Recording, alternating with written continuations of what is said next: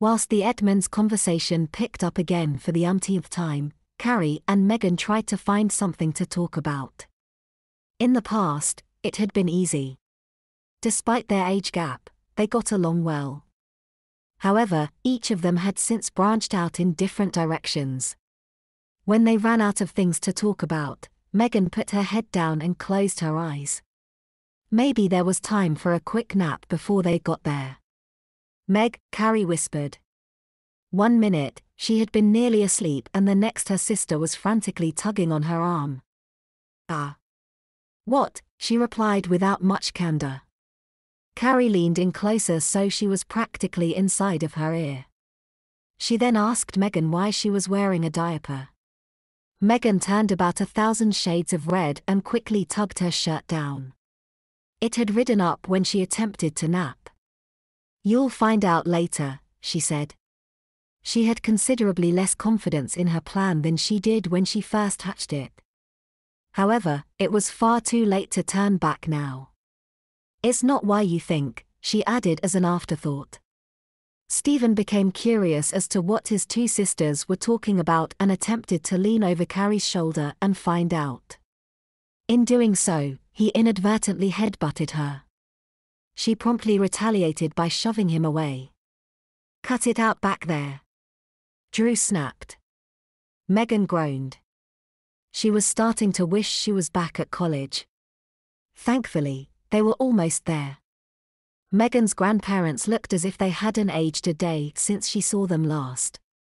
At 77, she supposed that was a good thing. College girl. Grandpa Glenn greeted, wrapping up Meghan in a hug. Hey Ida, look who's here. For your birthday, Grandma Ida said, handing her an envelope that would undoubtedly contain a card and a check for $50. She had gotten the exact same thing for her past 5 birthdays, but that didn't bother her one bit. I'm sorry we missed it. That's okay, Meghan joked. I missed it too. She was relieved that neither of them had noticed her diaper. Not yet, anyway. Marty here yet? Drew asked.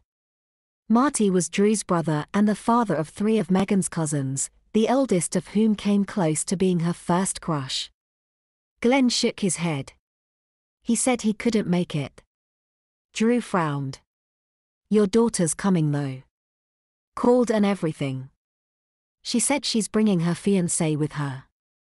Your mother and I don't particularly care for that fella. Not one bit, Ida echoed. Nancy's eyes began to tear at the very mention of him. Drew took his father aside and explained the situation. Pregnant? Holy Moses, that makes me a great-grandfather. I'm not even 80 yet. Hey Ida. The family gathered around a patio table, snacked on pretzels and talked while waiting for Jessica to arrive so they could begin grilling.